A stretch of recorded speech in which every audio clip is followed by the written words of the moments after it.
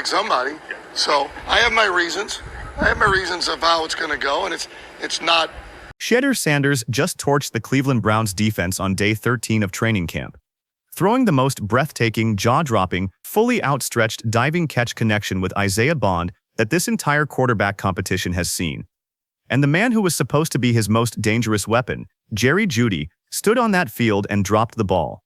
Not once, not twice, 3 times. 3 separate, inexcusable, momentum-killing drops in a single practice session. And somehow, despite all of that, despite every obstacle this organization has quietly placed in front of him, Shedeur Sanders won the day again. He has won just about every single day of this camp. And the Cleveland Browns front office is still sitting in a room somewhere, pretending this is a coin flip. This is NFL gossip, and today we are exposing exactly what this league does not want you to see. Because what is happening in Berea, Ohio right now is not a quarterback competition. It is a slow-moving, deliberately constructed, institutionally protected obstacle course. And Shedeur Sanders keeps clearing every single hurdle they throw in front of him. And the people running this organization keep pretending they cannot see it. By the end of this video, you are going to understand exactly who benefits from keeping this competition artificially alive. Exactly why the Cleveland Browns front office refuses to make the obvious, unavoidable, staring them in the face decision, and exactly what it means for the long-term survival of this franchise if they continue down this reckless, self-sabotaging, embarrassingly cowardly path. Stay with me, because this goes so much deeper than a training camp practice. Let me set the scene for you, because I want every single person watching this to understand the full, complete, unvarnished picture of what happened on day 13 of Browns training camp. Shedeur Sanders steps onto that field. He is competing not just against Deshaun Watson and the other quarterbacks on this roster. He is competing against a receiving corps that on this particular day decided to actively work against him. Jerry Jeudy, a man this organization traded for, a man this organization is paying real money to line up on the outside. Jerry Jeudy dropped a deep ball from Shedeur Sanders that hit him directly in his hands. I want you to sit with that. It hit him in the hands. It was not a bad throw. It was not underthrown. It was not behind him. It hit him in his hands, and he let it fall to the ground. And then Jerry Jeudy went out and did it again. And I need you to really absorb this. Jerry Jeudy went out and did it a 3rd time. 3 drops, in 1 practice. From the quarterback who is out here every single day proving that he deserves to be the starter for this football team. 3 drops. 3 separate drops. That is not me being dramatic. That is not some clickbait hot take. That is simply what the tape shows.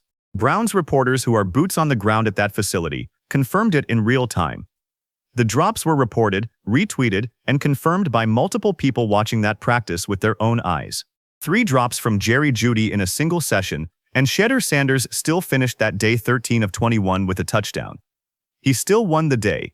He still showed up and delivered, even when the people around him refused to do the same. And here is the part that is going to make your blood absolutely boil.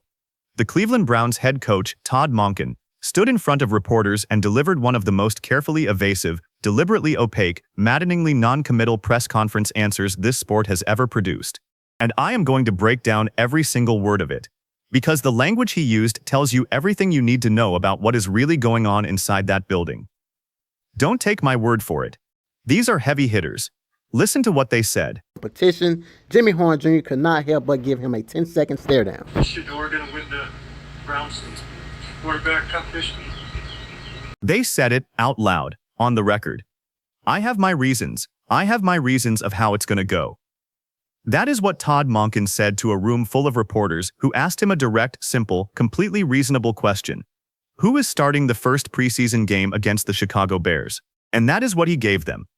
Not an answer, not a rationale, not even a professional, respectful acknowledgement that the people in that room and the millions of fans watching at home deserve to know. He gave them "I have my reasons" twice. He said it twice. I want you to focus on that phrase. Not "I have made my decision." Not "I have evaluated both quarterbacks and I know what I'm doing." He said "I have my reasons." That is the language of a man who knows that if he says the actual reason out loud, it is not going to sound good. That is the language of a man who is protecting something. That is the language of a man who is aware, deeply, uncomfortably aware, that the decision he is about to make does not align with what the evidence on that practice field is telling him every single day. Because let me be completely clear with you. The QB tracker numbers from day 13 of Browns training camp are not ambiguous. They are not a close call. They are not a situation where reasonable people could look at the data and come to different conclusions. Shedeur Sanders went 13 of 21 with a touchdown. Deshaun Watson went 12 of 17. And I know what some of you are thinking. Watson's completion percentage was technically higher. But I need you to think about what is really going on here, because the context of those numbers matters enormously, and the people running this organization are counting on you not to think about it too hard. Shedeur Sanders was throwing into a defense that knew his tendencies. He was working through a receiving core that included Jerry Jeudy dropping 3 passes.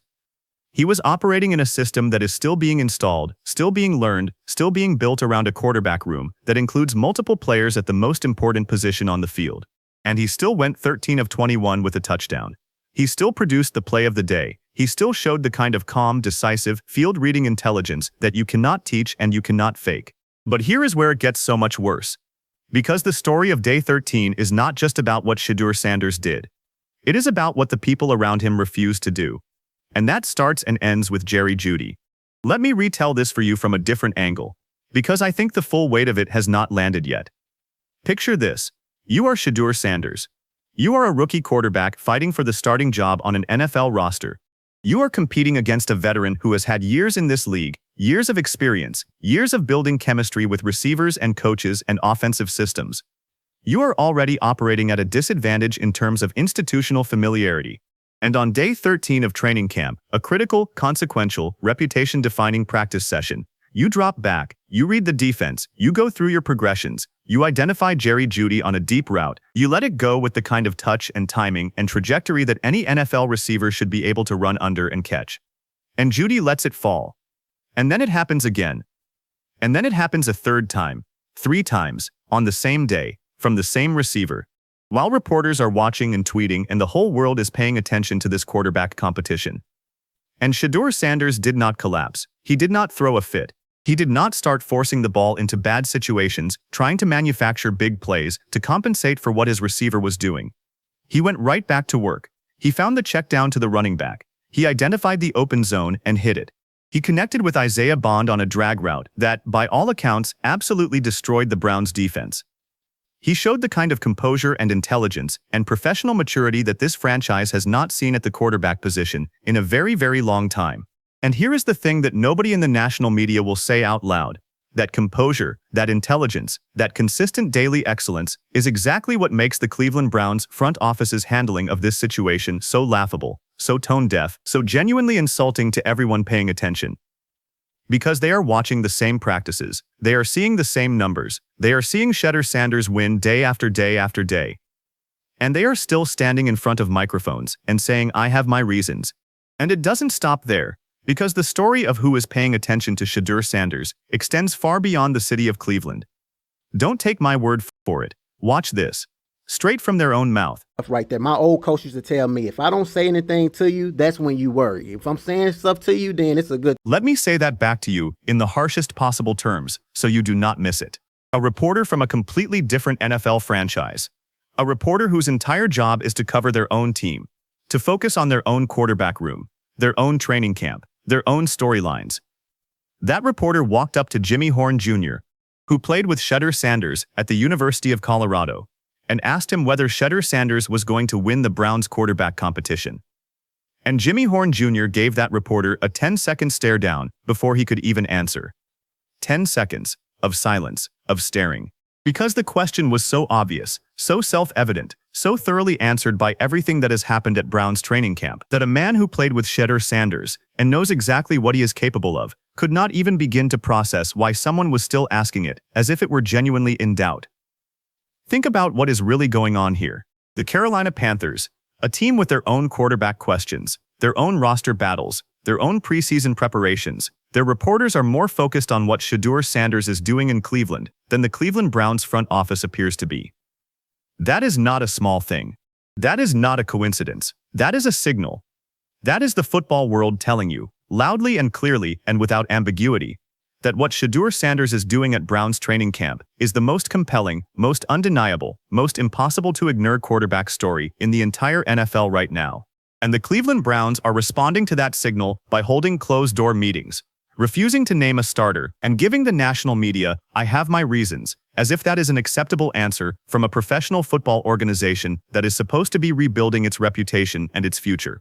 So let's take a step back and really break down what actually happened here, because I think we need to talk about the systemic, institutional, deeply embedded pattern of decision-making that has brought the Cleveland Browns to this specific, embarrassing, franchise-defining moment. This is not the first time this organization has been in a situation where the obvious answer was staring them directly in the face, and they chose to look away. This is a franchise that has cycled through more starting quarterbacks in the last decade than most teams cycle through in a generation. This is a franchise that made one of the most jaw-dropping, mind-blowing, institutionally reckless financial commitments in NFL history to Deshaun Watson. A commitment that has not produced the results they promised their fan base. A commitment that has not delivered the wins, the playoff appearances, or the sustained competitive excellence that any reasonable person would expect from that level of investment. And now, with a rookie quarterback sitting right in front of them, winning practice after practice, connecting with receivers, showing poise and intelligence, and the kind of daily consistency that you simply cannot argue with. They are still hedging. They are still protecting.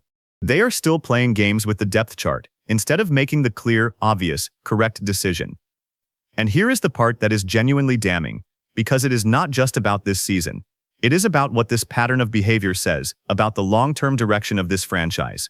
Because every day that the Cleveland Browns front office refuses to acknowledge what the practice field is showing them, every day that Todd Monken stands in front of a microphone and says, "I have my reasons," without explaining those reasons to the people who deserve an explanation, every day that Shedeur is forced to prove himself against a receiving corps that is actively undermining him with inexcusable drops, every single one of those days is a day that this franchise is burning its own credibility with the fan base that has stayed loyal through years of disappointment and dysfunction.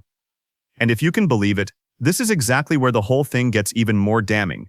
Because the conversation around who is coaching Shedeur and how they are doing it tells a completely different story than the one the front office seems to want to tell.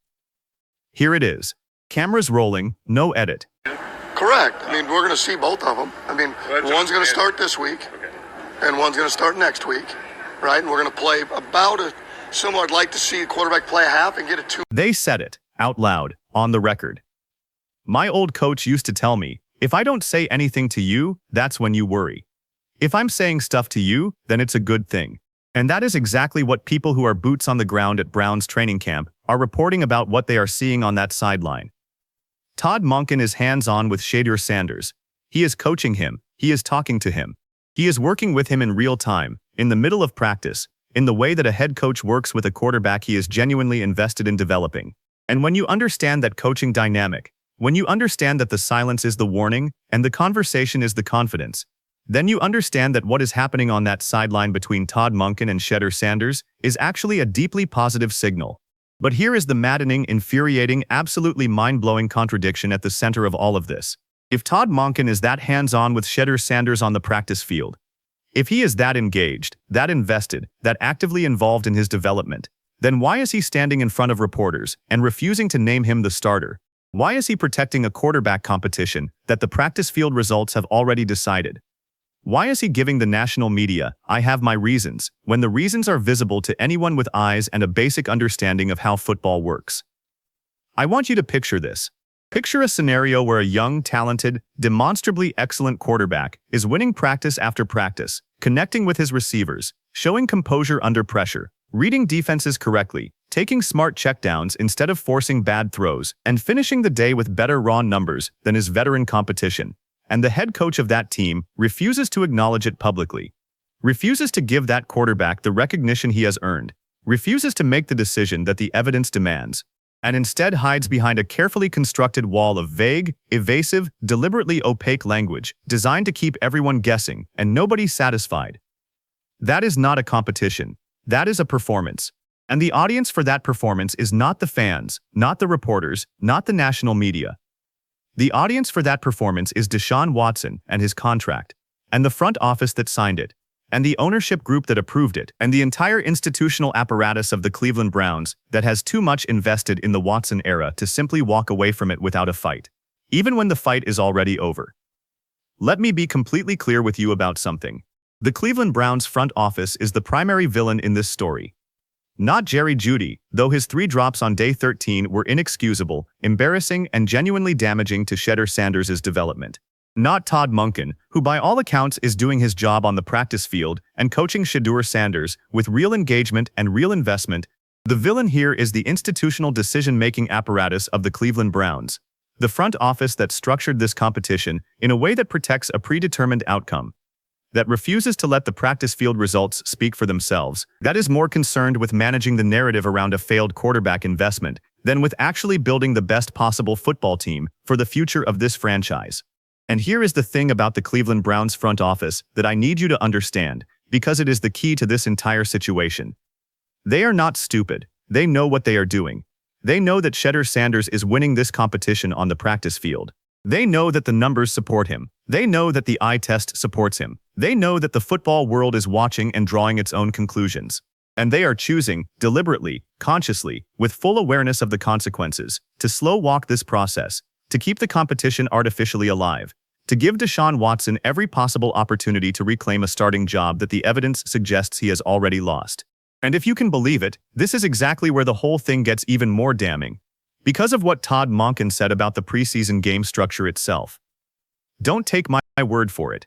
These are heavy hitters. Listen. Won today, once again, he have won just about every single day. I mean, for crying out loud. And then when Deshaun Watson did have all those touchdowns, it was in the red zone. So I don't know what they're looking. They said it out loud, on the record. We're going to see both of them. One's going to start this week, and one's going to start next week. We're going to play about a similar amount to see a quarterback play half and get it to 2 minutes. That is what Todd Monken said. And I want you to really parse those words, because they are doing a lot of work in a very small amount of space. One's going to start this week, and one's going to start next week. That sounds fair. That sounds balanced. That sounds like a genuine competition where both players get an equal opportunity. But let me tell you what that structure actually does in practice, and why it is not nearly as neutral as it sounds. The quarterback who starts the first preseason game, the game against the Chicago Bears, gets the first-team offense. They get the starters. They get the receivers who are locked in, who know the routes, who have been building chemistry all camp. They get the benefit of going first, of setting the tone, of establishing themselves in the eyes of the coaches and the front office and the national media before the second quarterback ever takes a snap. And the quarterback who starts the second preseason game against the Buffalo Bills gets to go second. They get to respond to whatever the first quarterback did. If the first quarterback struggled, the second one has the advantage of a low bar. If the first quarterback excelled, the second one is chasing a standard that has already been set. The structure is not as equal as Todd Monken is making it sound. The order matters, the context matters. The first mover advantage is real, and the Cleveland Browns front office knows it. So when Todd Monken says, "I have my reasons" for why he chose the order he chose, and then refuses to share those reasons, what he is really saying is that the order was not chosen randomly. It was not drawn from a hat. It was not determined by some objective, impartial, merit-based process. It was a deliberate decision made by a head coach who is operating within an institutional framework that has its own priorities and its own pressures and its own reasons for wanting this competition to go a certain way. Which brings me to the thing nobody in the national media will say out loud. And that is the question of what the Cleveland Browns front office is actually afraid of. Because that is what this is, at its core. Fear. Institutional, self-protective, reputationally motivated fear. They are afraid of what it means if they name Shedeur Sanders the starter, and he succeeds immediately. Because if he succeeds immediately, then every question about why they gave Deshaun Watson that contract, why they structured that deal the way they did, why they made the financial and roster decisions they made over the last several years, all of those questions come rushing back to the surface with renewed force and renewed relevance. And the people who made those decisions are still in that building. They are still running this franchise, and they would very much prefer that those questions stay buried. And if you can believe it, this is exactly where the whole thing gets even more damning. Because the people who are supposed to hold the Cleveland Browns front office accountable, the national media, the beat reporters, the analysts and commentators who have the platform and the reach to force these questions into the public conversation, they are not doing their jobs. They are not pressing Todd Monken on what "I have my reasons" actually means. They are not demanding transparency about a decision that affects the future of a franchise and the career of a young quarterback who has done nothing but earn the right to a straight answer. They are accepting the evasion. They are moving on to the next question. They are treating "I have my reasons" as if it is a complete and satisfying response from a professional football organization that owes its fan base better than that. So let me do what the national media refuses to do, and let me render a verdict. Shedeur Sanders is the best quarterback on the Cleveland Browns roster right now. That is not an opinion. That is not a hot take. That is the conclusion that the practice field evidence demands. Day after day after day, from a player who goes out and wins his position group every single time he takes the field. 13 of 21 with a touchdown on day 13. The play of the day. The connection with Isaiah Bond that had the entire football world talking. The composure in the face of 3 dropped passes from his most expensive receiver. The smart check down to the running back that moved the chains without forcing a bad throw. The intelligence, the poise, the consistent, repeatable, day after day excellence that you simply cannot manufacture and cannot fake and cannot argue away with vague press conference language. And here is what I am predicting, right here, right now, on the record. The Cleveland Browns front office is going to make this decision harder than it needs to be. They are going to extend this competition longer than the evidence warrants. They are going to give Deshaun Watson every possible opportunity to reclaim a starting position that the practice field results have already awarded to Shedeur Sanders. And when they finally, inevitably, make the decision that the evidence has been demanding all along, when they finally name Shedeur Sanders the starter, they are going to frame it as a difficult choice, a close call, a decision that could have gone either way, because they need to protect the narrative around their prior investment and their prior decision-making. But the football world will know the truth.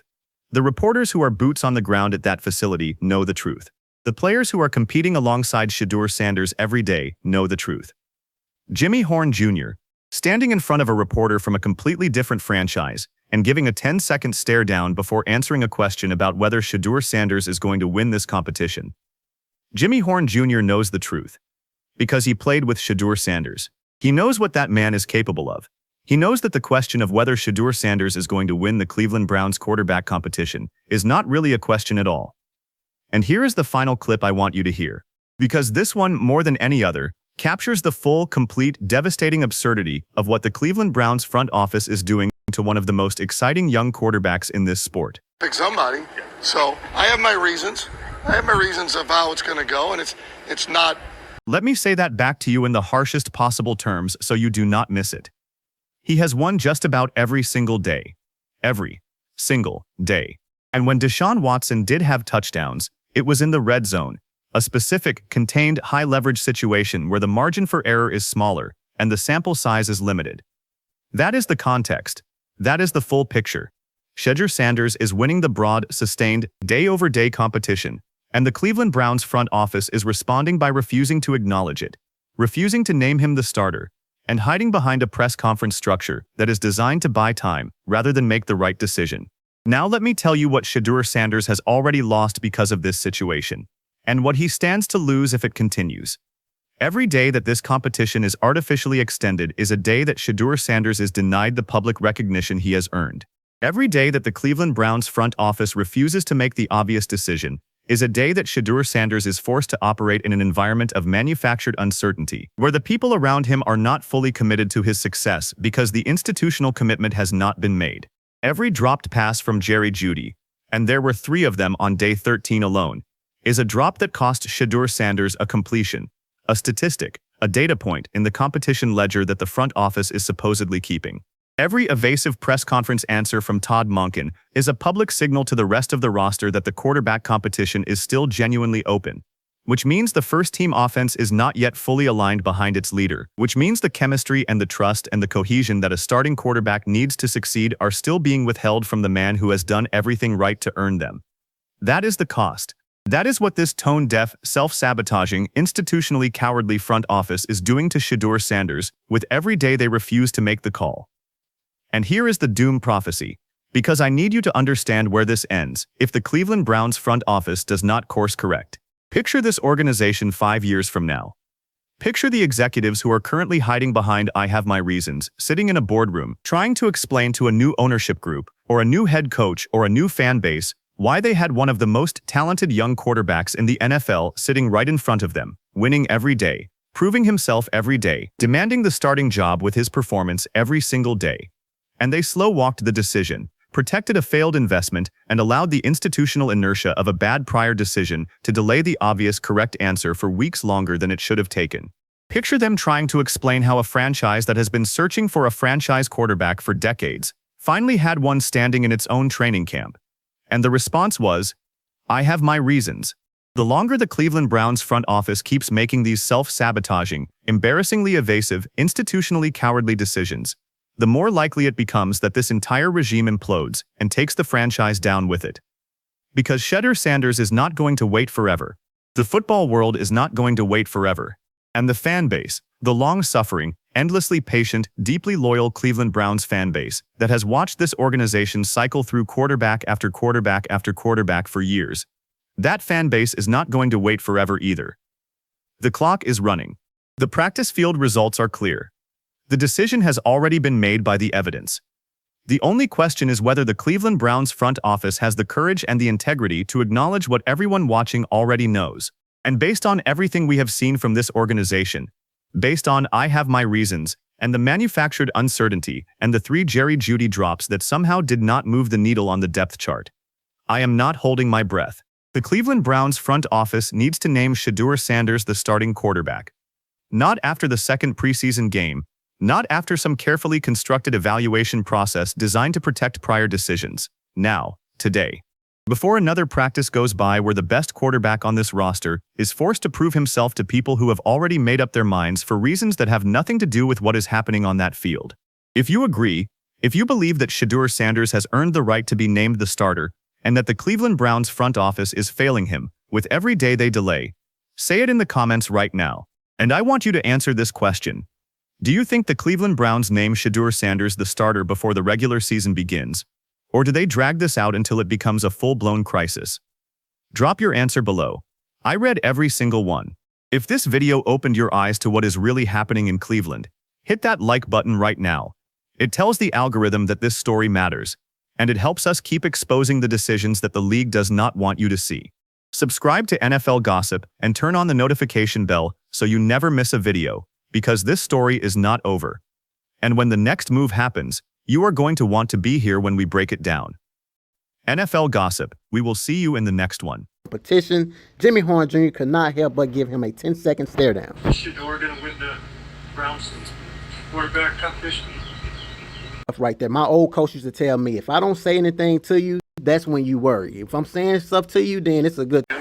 Correct. I mean, we're going to see both of them. I mean, one's going to start this week, and one's going to start next week, right? And we're going to play about a similar. I'd like to see the quarterback play a half and get a 2. Won today, once again, he have won just about every single day. I mean, for crying out loud. And then when Deshaun Watson did have all those touchdowns, it was in the red zone. So I don't know what they're looking